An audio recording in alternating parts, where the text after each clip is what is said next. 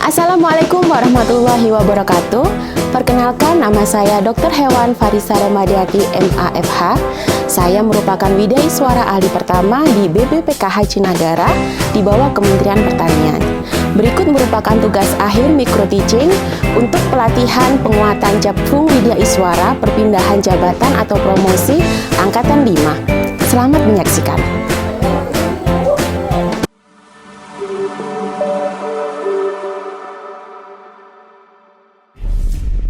Warahmatullahi wabarakatuh. Waalaikumsalam warahmatullahi wabarakatuh. Selamat pagi dan salam sejahtera untuk kita semua. Terima kasih Bapak Ibu, para kolega dokter hewan telah hadir pada kelas kita pada pagi hari ini. Saya lihat dalam kondisi yang sangat cerah ceria ya, bersemangat. Semoga semangatnya juga mengalir ke saya sehingga kita akan menghadapi hari ini dengan lebih semangat lagi gitu ya Bapak Ibu. Nah, namun sebelum kita mulai kelas kita, mari kita berdoa bersama-sama demi kelancaran dan keberkahan kelas kita. Mari kita menundukkan kepala, berdoa menurut agama masing-masing. Berdoa dimulai. Berdoa selesai. Nah, hari ini saya punya yel-yel, Bapak Ibu, kita yel-yel bersama-sama ya. Selamat pagi, pagi, pagi, pagi, luar biasa. Pelatihan hebat, peternakan kuat, belajar, maju, sukses, yes. Nah, tepuk tangan untuk kita semua. Izinkan saya ada pantun, sedikit pantun supaya kita lebih bersemangat ya Bapak Ibu. Jalan-jalan ke pasar lama, Cakep. membeli ikan dan juga sayur, cakep. Mari kita belajar epidemiologi bersama agar ilmu kita semakin terukur. Nah, Bapak Ibu, sebelum kita mulai pelatihan kita ya, saya ingin ada perkenalan singkat. Mulai dari saya dulu ya Bapak Ibu. Perkenalkan, nama saya Dr. Hewan Farisa. Saya sudah mencantumkan nomor HP dan juga email saya, jadi kita bisa diskusi lebih banyak lagi setelah di luar kelas ini gitu ya.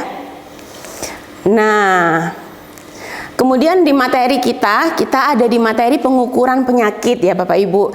Nanti setelah Bapak Ibu selesai dari kelas ini dianggap sukses, berhasil menguasai materi ini ketika Bapak Ibu bisa melakukan mengukur penyakit dengan benar. Kemudian indikatornya apa gitu, hasil belajarnya itu ketika bisa menjelaskan konsep dasar epidemiologi, dan yang kedua adalah melakukan perhitungan mengukur penyakit ya. Materi ini adalah materi dasar yang sangat penting pada pelatihan epidemiologi sehingga ditaruh di pertama gitu ya, supaya Bapak Ibu tahu dulu tentang dasar-dasarnya. Setelah itu kita akan menginjak ke materi yang lebih susah nanti gitu ya. Oke, sudah siap Bapak Ibu? Siap. Oke. Nah, tadi sudah perkenalan singkat terkait dengan diri saya gitu ya. Sekarang boleh ya Bapak Ibu perkenalan, mungkin saya nggak bisa kalau 30 orang terlalu banyak gitu ya. Mungkin satu orang aja perkenalan. Silakan Dok, disebutkan nama, instansi mana. Kemudian saya juga pengen tahu nih, dokter masih ingat nggak terkait dengan zoonosis itu kata kuncinya apa gitu ya. Silakan Dok. Perkenalkan, nama saya Hendri Salman dari Dinas Peternakan Kota Serang, Provinsi Banten. Oh, Provinsi Banten, Serang ya. Apa menurut dokter kata kunci utama terkait dengan penyakit zoonosis? Bisa disebutkan 3 Dok? Ada hewan, lingkungan, dan manusia. Hewan, lingkungan, dan manusia. Tepuk tangan untuk Dokter Salman ya. Betul sekali bahwa memang zoonosis ini adalah penyakit yang menular antara hewan ke manusia gitu ya. Di dalam epidemiologi kita akan banyak belajar terkait dengan penyakit zoonosis ini, karena melalui pelatihan epidemiologi ini kita akan menjadi pintu utama untuk kita berkenalan lebih banyak penyakit yang menyebabkan menular antara hewan ke manusia, dan kita akan mencari tahu bagaimana cara pencegahannya gitu ya. Oke. Terima kasih dokter. Nah, kita masuk ke materi inti Bapak Ibu. Epidemiologi. Apa sih epidemiologi itu? Ada? Gimana Dok? Kalau menurut saya, epidemiologi itu adalah ilmu yang mempelajari distribusi penyakit serta faktor-faktor yang mempengaruhi kesehatan dalam suatu populasi. Oke, distribusi penyakit dan faktor-faktornya gitu ya Dok ya. Mungkin satu lagi? Silakan Dok. Kalau menurut saya ilmu yang bantu kita melihat pola penyakit itu tersebut. Membantu kita melihat pola dari suatu penyakit gitu ya. Ya, tadi sudah kita dengarkan beberapa istilah dari dokter-dokter bahwa memang epidemiologi itu kita sangat erat kaitannya antara penyakit dan juga di komunitas gitu ya.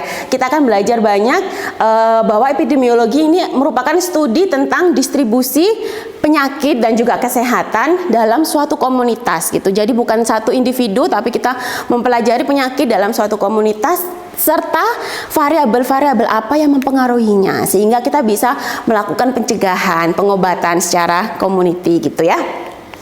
Oke, kemudian pentingnya apa dok kita belajar tentang pola penyebarannya di masyarakat itu buat apa kira-kira?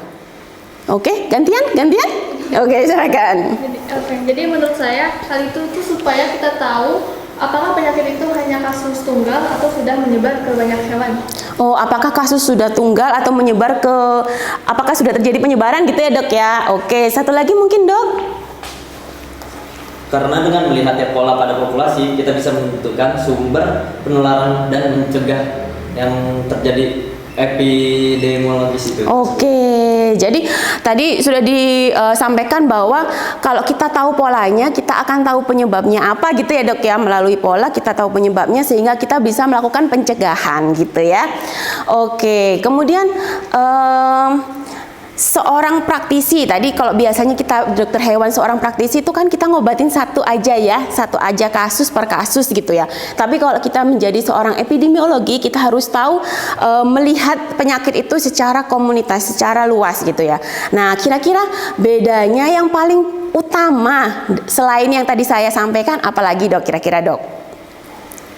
Silakan. Gantian. Dari tujuan sendiri untuk praktisi itu lebih menemukan hewan yang sakit, sementara kalau epidemiologis memahami pola penyakit, mencari faktor resiko dan mencegah dan mengendalikan penyebaran penyakit. Oke, jadi kalau praktisi itu lebih ke arah pengobatan ya, kuratif gitu ya dok ya. Tapi kalau di epidemiologis dia menjadi preventif gitu ya. Dia mencegah kemudian mencari pola-polanya dan mencegahnya gitu ya. Oke, terima kasih.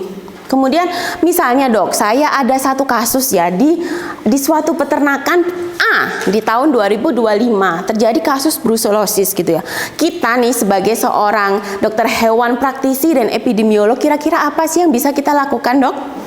Contoh, silakan. Untuk peran praktisinya ini sendiri itu bisa memberikan penanganan awal, misalkan memisahkan hewan yang positif terkena brusellosis agar tidak menyebar ke hewan yang sehat. Untuk peran epidemiologinya ini untuk mencari faktor resiko, misalkan perkawinan alami versus IB, sedentasi kandang, dan biosecurity. Oke, gitu ya, benar sekali karena memang brusellosis ini adalah penyakit yang sangat erat kaitannya dengan hygiene sanitasi gitu ya dok ya. Ketika kita menjadi dokter hewan praktisi maka kita akan datang untuk mengobati saja. Tapi ketika kita melihat penyakit sebagai seorang epidemiolog kita harus bisa menentukan polanya seperti apa, pola penyakitnya. Kemudian kita akan cari tahu bagaimana cara pencegahannya sehingga tidak terjadi lagi dengan cara yaitu kalau kita sudah tahu brusellosis tentang hygiene sanitasi itu ya kita akan fokus ke arah sana dan biosecurity-nya dan lain-lain kita akan perkuat gitu ya. Oke. Nah, saya punya video singkat terkait tentang sejarah epidemiologi. Kita saksikan bersama-sama ya, Dok. In the mid-19th century, London was at the heart of the Industrial Revolution. It was a city teeming with innovation, industry, people.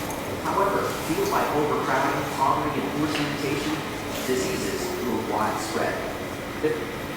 Oke, tadi kita sudah saksikan bersama-sama terkait dengan sejarah dari epidemiologi ya bahwa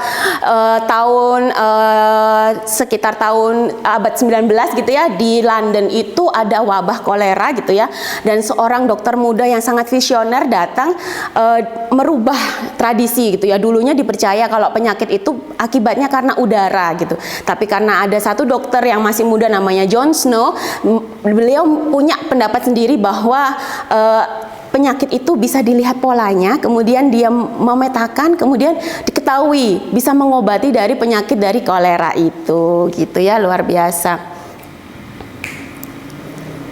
Oke. Nah, satu lagi dokter, kalau kita berbicara tentang epidemiologi akan sangat erat kaitannya terkait dengan pola penyebaran penyakit gitu.